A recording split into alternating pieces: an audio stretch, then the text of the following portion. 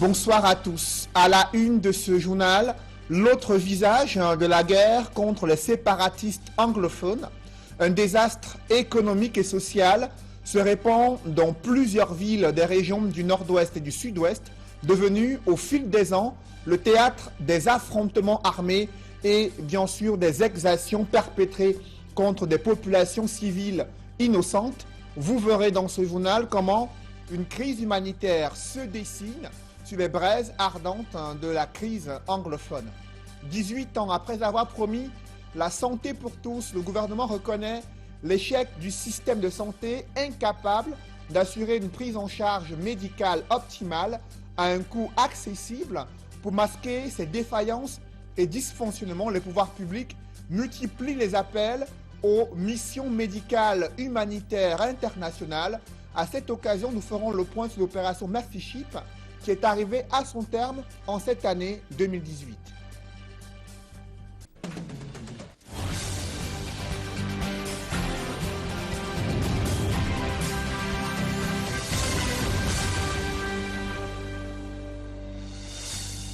Merci de suivre cette édition complète de l'information sur Equinox Télévision.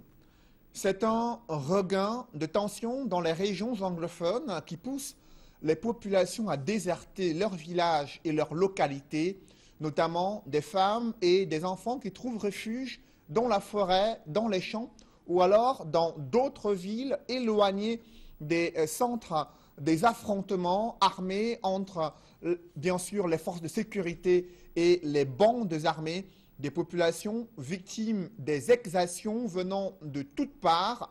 Et le constat est assez inquiétant, une crise humanitaire se dessine déjà sur les braises ardentes de la crise anglophone. Reportage Stellambou et Julienne Berthe-Bissaye et Emos Fanga. Ils sont plusieurs Camerounais des régions anglophones contraints de déserter leur domicile pour trouver refuge dans les forêts. Un déplacement dû aux violents affrontements entre forces de défense camerounaises et sécessionnistes. Originaires des arrondissements tels que Manfé, Batibo ou Bello, ils expriment leur mal. Je n'ai pas de maison, les cours sont interrompus. Je ne sais quoi faire. Il n'y a pas moyen de vivre à Manfé.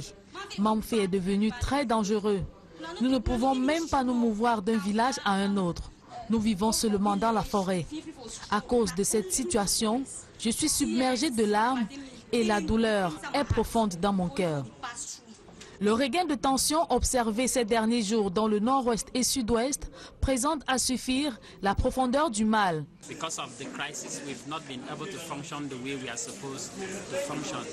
À cause de la crise, nous n'avons pas été capables de fonctionner comme il se doit. Toutes nos activités sont paralysées et nous vivons dans la peur. Je prie que les intellectuels sensibilisent les leaders sur ce que c'est que le dialogue, afin que les sécessionnistes, leaders de partis politiques, autorités religieuses et sociétés civiles trouvent une voie de sortie à cette crise.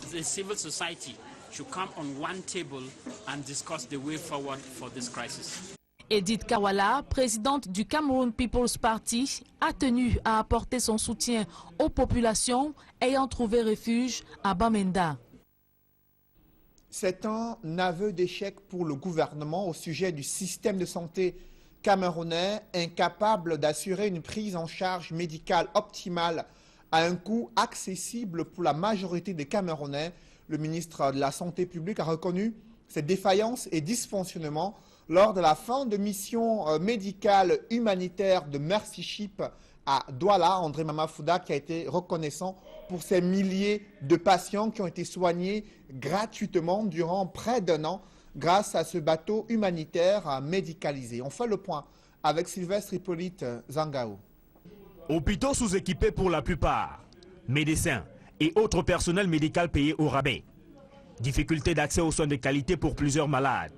Le système de santé au Cameroun est un grand malade. André Mamafouda le reconnaît. Et c'est face aux spécialistes de l'équipe médicale du bateau humanitaire Mercy Ship que le ministre de la Santé publique a fait cet aveu d'échec. Nous avons des faiblesses. Ces faiblesses, nous les connaissons. Nous n'avons pas suffisamment de moyens. Nous devons travailler avec les moyens. et bien orienter ces moyens. Nous avons des ressources humaines. Certes, elles ne sont pas bien payées, mais au fur et à mesure, ça s'améliore. Nous devons savoir que nous ne pouvons pas nous comparer aux pays européens. Vous avez permis à des Camerounais du monde de la santé de croire qu'on peut aussi faire autrement.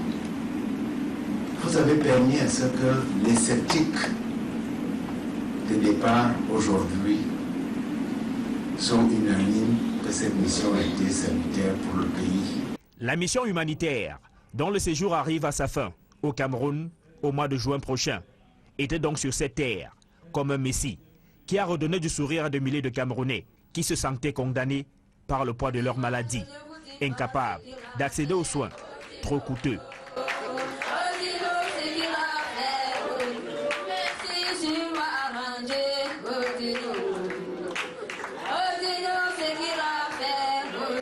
Depuis le 16 août 2017, 2692 patients au total ont retrouvé la santé après leur prise en charge par les équipes de Mercy Ship. Parmi ces malades d'hier figurent 350 enfants et 1198 femmes. On a effectué environ 82 chirurgies orthopédiques, c'est-à-dire pour les jambes en arc. Il y avait 322 patients des chirurgies maxillofaciales. Il y avait 134 patients des chirurgies plastiques. 191 patients des chirurgies générales, 1494 patients des chirurgies ophtalmiques et 246 patients des chirurgies obstétriques. En arrivant, nous ne savions pas exactement à quoi s'attendre, mais je pense que je peux parler pour tout le bateau en disant qu'on est très content de la résultat de notre service ici au Cameroun et on a achevé les objectifs à peu près. En plus des malades soignés, les spécialistes de l'équipe médicale de Mercy Ships ont monitoré plus de 200 médecins camerounais dont les compétences et les capacités ont été renforcées dans plusieurs domaines de la chirurgie. Au lendemain de la suspension des importations du sucre, une menace de pénurie agite les marchés et provoque des tensions inflationnistes. Le ministre du Commerce tente d'apaiser les consommateurs et opérateurs économiques. Luc Magloire Mbarga Tangana affirme que les stocks observés chez le producteur local de sucre permettent de répondre à une demande camerounaise sur une longue période. Des précisions avec Guy Zogo dans ce reportage. Il y a du sucre, bien que le sucre soit très sucré. Entendez par cette formule du ministre du Commerce face à la presse à Yaoundé à propos de la situation du marché du sucre au Cameroun. Il n'y a aucun risque de pénurie au sujet de cette denrée, mais nombre d'intérêts s'entrechoquent sur cette question.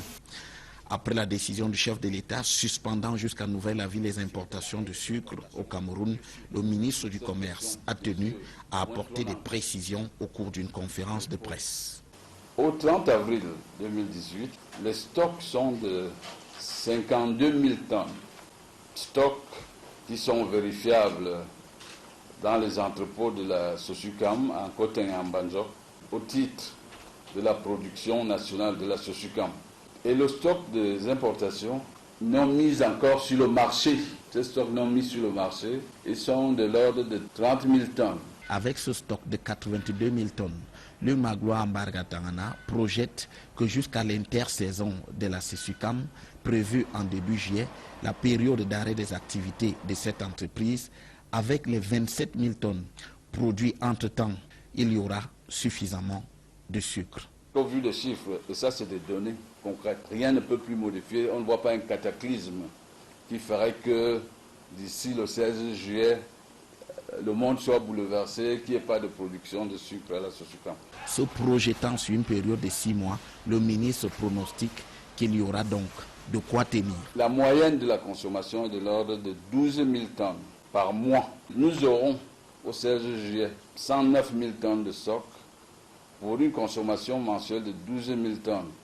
Et cette consommation va couvrir 6 mois. Il reste que des importateurs se plaignent de la décision du chef de l'État. Pour le ministre du Commerce, c'est parfois le non-respect des délais d'enlèvement de leurs importations qui les met en porte-à-faux. S'il a précisé que le soutien à la SOSUCAM s'inscrit dans une logique de patriotisme économique, Luc Magloire Mbargatangana n'en a pas moins souligné que la SOSUCAM devrait travailler à être plus compétitive à l'avenir, notamment dans sa stratégie marketing et commerciale. En attendant le prochain round de la bataille du sucre, le Ramadan qui commence ce 16 mai aura bien son sucre. Des éleveurs sont insatisfaits et mécontents de la stratégie de développement des différentes filières de leur secteur d'activité. La conception et la mise en œuvre du projet gouvernemental sont en parfait désaccord avec les attentes de certains éleveurs dans la région du centre et les critères d'éligibilité au financement sont hors de portée pour ces éleveurs de la région du centre. Pourtant, le gouvernement affirme qu'il souhaite travailler avec des coopératives d'éleveurs sérieux et actifs sur le terrain. Charles Milingui, Joël Essengue et Ike Cyril. Présenté en Tui dans le département du Mbamekim et au Bala dans le département de la Lekié, région du centre, le projet de développement de l'élevage n'a pas rencontré l'assentiment des populations locales. Vous venez seulement nous parler d'un projet qui existe ailleurs. Bon, pourquoi nous en fasse quoi? Qu'on applaudisse? Que non. Nous pensons que quand vous venez vers nous, c'est parce que vous pensez que nous sommes à même de rentrer dans le projet. Ou alors, il s'agissait de nous préparer pour les 6 prochaines années parce qu'on a dit que tout est arrêté. Le projet est porté par le gouvernement du Cameroun sur financement de la Banque mondiale. Il vise à accompagner les producteurs locaux dans le secteur de l'élevage. Mais les populations jugent inaccessibles les conditions d'éligibilité au financement. Nous n'allons pas facilement mettre en pratique parce que les conditions d'éligibilité nous sont très difficiles. Ce que nous demandons, c'est que est-ce qu'ils ne peuvent pas peut-être ramener les conditions d'éligibilité à notre niveau? Ce qu'ils font, c'est des grands projets de 75 millions à notre niveau dans le Mbamekim, la femme rurale de Ntui. Même si nous sommes 10J, nous ne pouvons pas atteindre. Il est demandé aux souscripteurs locaux une contribution à hauteur de 40%, ce qui, pour le petit éleveur, relève de l'utopie. Les modalités de ce projet n'est pas accessible à nous tous. Le projet n'est pas à notre niveau. C'est très fort les conditions qu'on nous donne. C'est le projet des grands messieurs. Ce n'est pas à notre niveau. Je ne sais même pas comment il faut venir se moquer des paysans comme nous. De là à penser que les pouvoirs publics veulent tout simplement justifier les dépenses, il y a un pas que les éleveurs de Ntui et Obala ont très vite franchi. Nous faisons partie intégrante du Cameroun. Et si un projet a lieu au nord, au sud, à l'est, à l'ouest, nous aussi nous pouvons bénéficier de cette sensibilisation et attendre notre tour. Il faudrait que nous comprenions une chose. Ils sont venus justifier les dépenses. Mais face à la réticence des populations, les pouvoirs publics persistent et signent et encouragent les producteurs à se regrouper en association afin d'alléger les charges.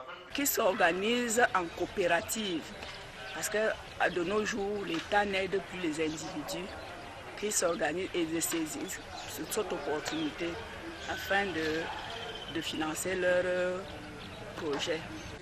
Différentes espèces animales sont concernées par le projet de développement de l'élevage Prodel, notamment la volaille, les bovins, les petits ruminants. Mais au regard des conditions d'éligibilité, les populations soutiennent qu'il s'agit d'un projet pour riches et non pour pauvres. Restons dans ce domaine agro-pastoral pour évoquer cette menace qui plane sur les cultures de maïs. Au Cameroun, il y a des insectes ravageurs qui s'attaquent aux feuilles et aux épis de maïs. Au Cameroun, l'Organisation des Nations Unies pour l'alimentation a présenté au gouvernement une stratégie de lutte contre ces chenilles légionnaires. Plus de détails avec Emmanuel Diop et Marcelin Gansop. La seule évocation de son nom suffit à faire perdre le sommeil à tous les agriculteurs, notamment ceux qui excellent dans la culture du maïs C'est la principale victime de l'attaque des chenilles légionnaires et aucune région du Cameroun n'est épargnée par cette menace. Depuis 2016, nous avons constaté sa présence au Cameroun. Les dégâts sont évalués entre 75 et 100% dans certaines exploitations. Elles touchent principalement les cultures céréalières et notamment le maïs. Si nous prenons seulement le maïs concerne 12 millions de Camerounais.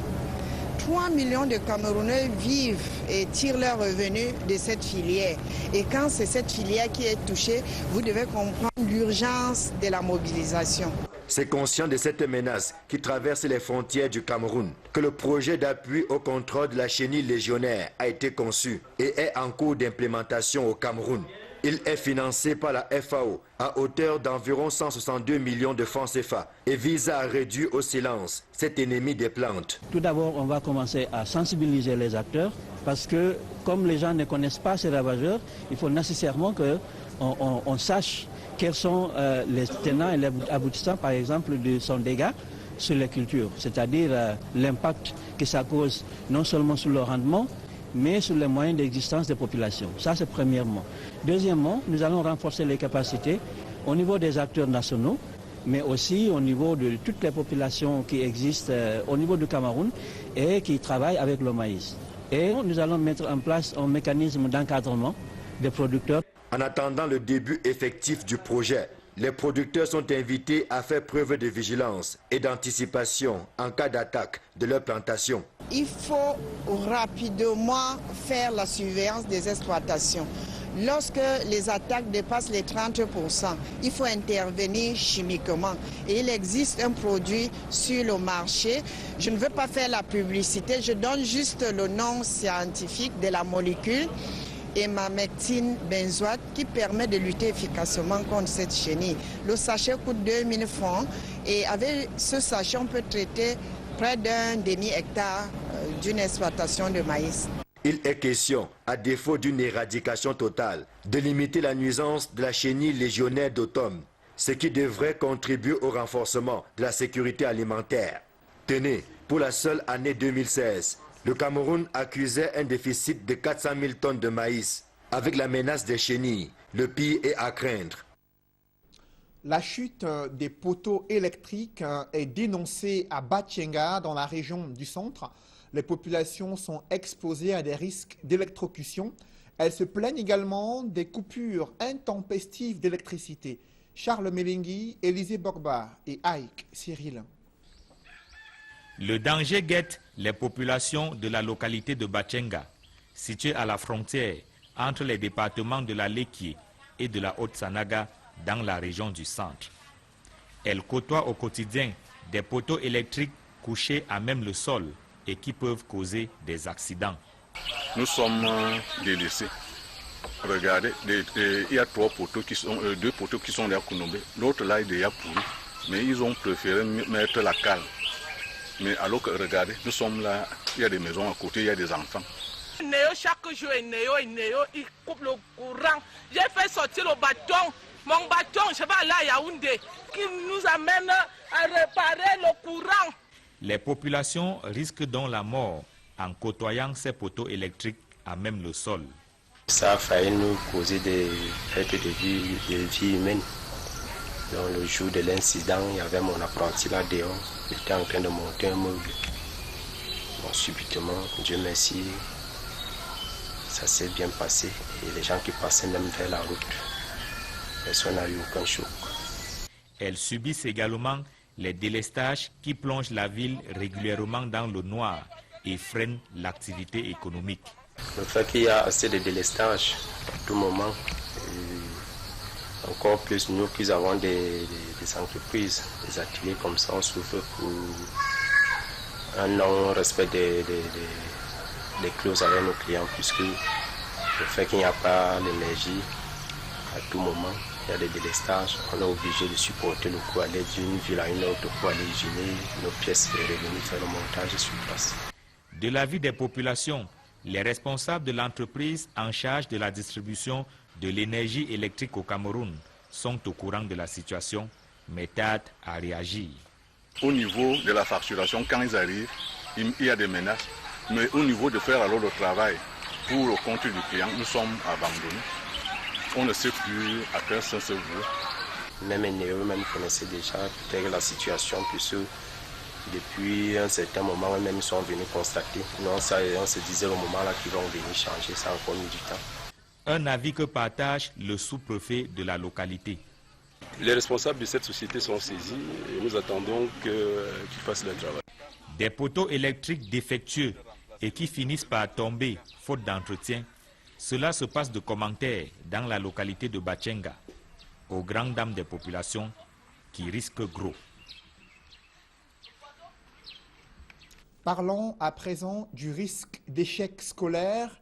Il est élevé dans la région du littoral et pour cause, les conditions d'apprentissage sont loin d'être optimales dans l'éducation de base. Autre problème observé, c'est le retard criard dénoncé dans la construction des salles de classe, mais aussi la distribution du paquet minimum. L'évaluation à mi-parcours de l'année scolaire a été faite lors d'une sectorielle qui s'est tenue à Douala, François Dikoumet et Leclerc-Sakem. La crise sociale qui secoue les régions du nord-ouest et du sud-ouest Cameroun affecte l'éducation et traverse les frontières. L'avenir scolaire des élèves de ces deux régions est devenu une préoccupation nationale. Réunis ce jour à Douala pour leur sectorielle relative à l'évaluation à mi-parcours de l'année scolaire 2017-2018 et à la préparation aux examens et concours de la session 2018, les délégués départementaux de l'éducation de base pour le littoral se sont montrés préoccupés par le flux de ces élèves. Par rapport à nos enfants qui nous viennent des deux régions, je veux dire celles du nord-ouest et du sud-ouest, nous avons depuis la rentrée scolaire reçu environ 1794 enfants, et parmi lesquels les candidats aux examens. Entre-temps, nous avons également reçu des enfants qui nous arrivaient vers la fin du mois d'avril. Nous avons intégré, parce que le ministre nous avons instruit depuis l'année dernière qu'il faille ne pas abandonner ces candidats. Au jour d'aujourd'hui, nous sommes rendus à un total de 778 candidats aux examens, ces candidats qui nous viennent des régions du nord-ouest et du sud-ouest. Et naturellement, il y a eu un accroissement de nos candidats à ces différents examens. Nous sommes partis de 48 000 candidats environ au CEP l'année dernière à 49 447 cette année. Le First School a connu le même accroissement. Nous sommes rendus à 17 000 et plus de candidats. Le Common Interest pareillement, nous sommes rendus à 15 000 candidats à nos jours. Nous sommes à l'ère de l'école inclusive. Cette école inclusive est partagée partout dans toutes les différentes régions. Ça veut dire que les enfants du littoral sont prêts à accueillir les enfants du nord-ouest et du sud-ouest, tout comme les enfants du nord-ouest et du sud-ouest sont prêts à venir partager avec les enfants du littoral. Les patrons de l'éducation de base dans la région du littoral déplorent le fait que le paquet minimum arrive toujours avec un petit retard et invitent par conséquent les maires à se recycler sur ce processus. Ceux-là qui ont la charge de gérer le paquet minimum ne savent même pas ce que c'est qu'un paquet minimum. Et donc nous pensons à ce niveau qu'un recyclage des maires sera la bienvenue pour leur donner justement la possibilité de savoir ce que c'est qu'un paquet minimum. Qu'est-ce qu'on appelle paquet minimum? Quel est le contenu que nous devons mettre dans le paquet minimum que nous devons mettre à la disposition? Ce n'est pas une insulte, c'est une réalité. Il y a également, nous l'avons signalé plusieurs fois, l'arrivée tardive de ce paquet minimum. Ils ont relevé avec désolation le très faible taux d'exécution du budget d'investissement public pour ce qui est de la construction des salles de classe, latrines et autres. 35% pour le Mongo classé premier et 0% pour le Vori classé dernier. Le bilan est également peu élogieux pour d'autres projets réalisés cette fois-ci dans le cadre du contrat de désendettement et développement. Ils sont mal exécutés et non conformes aux besoins des populations dans la région du centre. C'est le constat que font Emmanuel Diop et Marcelin Gransop. Le suivi indépendant du C2D dans la région du centre affiche des bons, mais surtout des mauvais points en 2017. S'agissant des mauvais points, le constat est alarmant. Je prends le cas de l'éducation où nous avons visité l'école publique de Nkolbison et l'école publique de Nkolanga dans la Mufouya Famba. Vous vous rendrez compte qu'en Nkolbison, les salles de classe sont construites. Elles ne sont pas équipées, elles ne sont pas occupées. Pourtant, il y a un besoin en infrastructure de ce côté.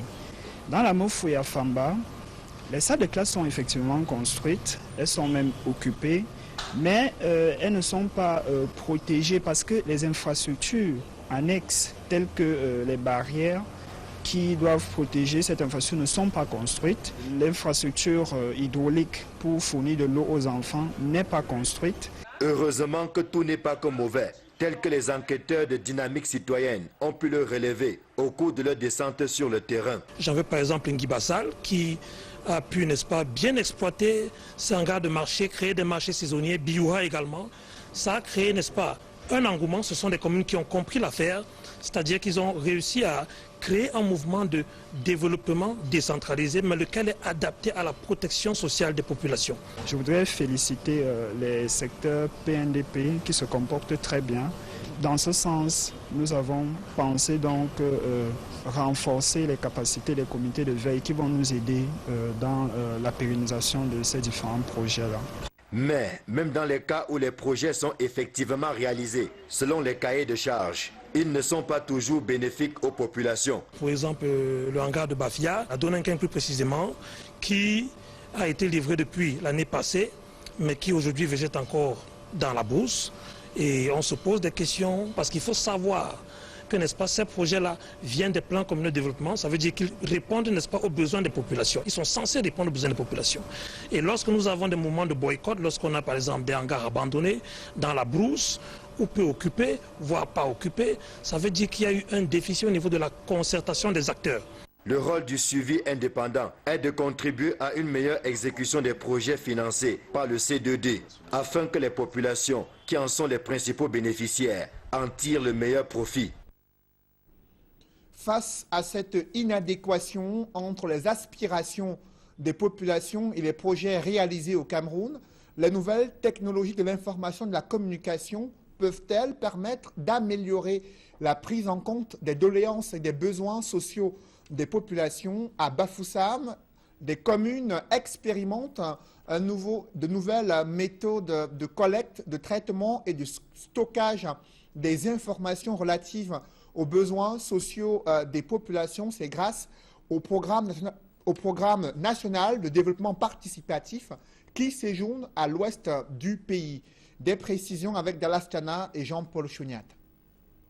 Les communes camerounaises, depuis des décennies, éprouvent d'énormes difficultés dans la collecte, le traitement et le stockage des informations sur le besoin de leur population. Hier encore, les maires s'appuyaient sur des comités populaires pour tenter de répondre aux aspirations profondes des habitants de leur municipalité. Ces structures de dialogue se battaient tant que possible à remonter les informations des différentes populations émanant de leur quartier. La gestion manuelle de toute la paperasse contenant ces informations ainsi collectées et traitées a connu un sérieux problème d'archivage. Tout ça a été stocké dans les documents qui souvent n'étaient pas très bien archivés. Toutes ces informations, on ne pouvait pas les utiliser en temps opportun, facilement.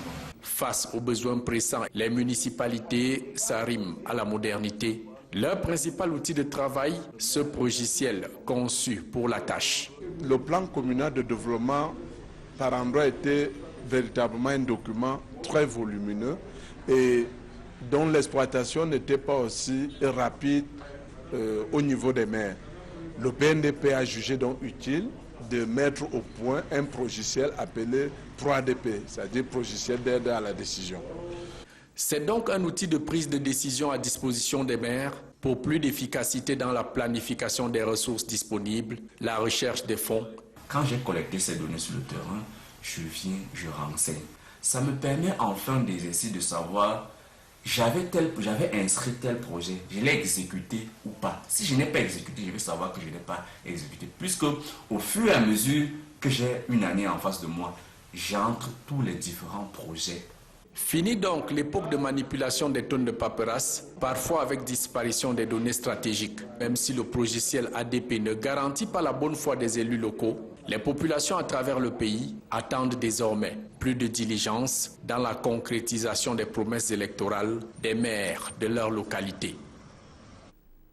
Restons à l'ouest où une pluie diluvienne et des vents violents ont provoqué de nombreux dégâts matériels à Banganté dans le département d'Undé. Des détails avec Jérôme Narcisse Sabzé. Les populations du département d'Undé dans la région de l'Ouest Cameroun ont été surprises dans la nuit de lundi à mardi dernier par un orage violent inouï qui a fait d'énormes dégâts. En plein centre-ville de Banganté, la désolation est à son comble parmi les populations. Le vent impétueux a ravagé plusieurs concessions, écrasant tout sur son passage. À quelques encablures de là, des arbres déracinés qui se sont abattus sur la chaussée, obligeant désormais les véhicules à changer de trajectoire. Toujours dans le centre-ville de Banganté, des bâtiments publics ont été touchés par les assauts du vent en furie. La sous-préfecture de Banganté, par exemple, a perdu une bonne partie de sa toiture. À quelques kilomètres de là, l'immeuble abritant les agences Eneo Camwater a également vu son toit s'envoler, qui allait finir sa course sur la tribune des fêtes de Banganté, déracinant au passage de nombreux poteaux électriques. Ce véhicule, appartenant au conducteur des réseaux de l'agence Eneo de Banganté, n'a pas aussi échappé à la colère de ce vent en furie. Tout comme cette étude appartenant à une huissier de justice de la place qui a vu son toit s'envoler et les bureaux pleins d'eau et de boue. Approché, la désolation se vit sur les visages. Voilà. Et j'ai d'abord suivi un mouvement comme si les tôles voulaient s'arracher. Après, c'est pas moi, autour des plafonds, au bout des plafonds, des choses descendaient du toit comme les graines de sable. Après, j'ai vu les gouttes d'eau. Mais j'étais même avec ma fille, elle m'a serré devant mon bureau, un vent fort. Alors c'est là où dès que mon cabinet était inondé, et puis dès que je sors, je constate que la toiture de l'immeuble s'est détachée, s'est envolée pour aller atterrir devant la tribune qui est face à l'immeuble.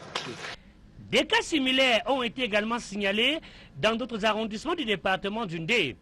On se souvient que l'an dernier, presque à la même période, une violente tornade avait fait les mêmes dégâts dans le département d'Undé. Heureusement pour ce cas précis, pas de perte en vies humaines. Un public reportage dans ce journal. La récente journée internationale du travail a été une occasion pour les employés de la société des plantations du Haut-Pénia de faire valoir l'esprit du vivre ensemble et de la paix qui anime cette entreprise, leader de la production de bananes au Cameroun. Reportage. Vivre et travailler dans une cohésion parfaite, tel est le cheval de bataille de la société des plantations du Haut-Pénia, leader de la production de bananes au Cameroun. La philosophie de cette entreprise, située à Ndjombe, dans le Mongo, département du littoral, a été matérialisée comme il se doit à l'occasion de la 132e édition de la fête du travail, où employés et employeurs ont communié dans une ambiance bon enfant.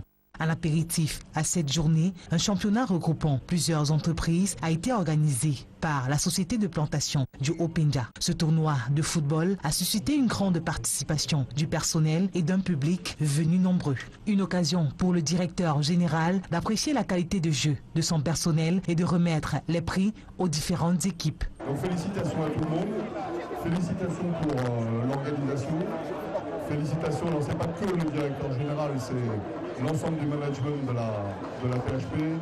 Et ça aboutit, si vous voulez, à cette victoire du domaine sud, donc de la production qui a gagné, qui était la plus physique, qui était la plus technique aussi. C'était intéressant, c'est l'état d'esprit qui prévaut à la plantation du Haut-Pénia à la PHP. Une satisfaction partagée par le chargé d'organisation de ce tournoi. Nous sommes vraiment satisfaits et la finale aujourd'hui démontre qu'on a bien appris et tout s'est bien passé jusque-là. C'est une très belle finale à laquelle assistent des milliers et des milliers d'employés, de On a envie de dire merci au directeur général qui a bien voulu valider ce projet.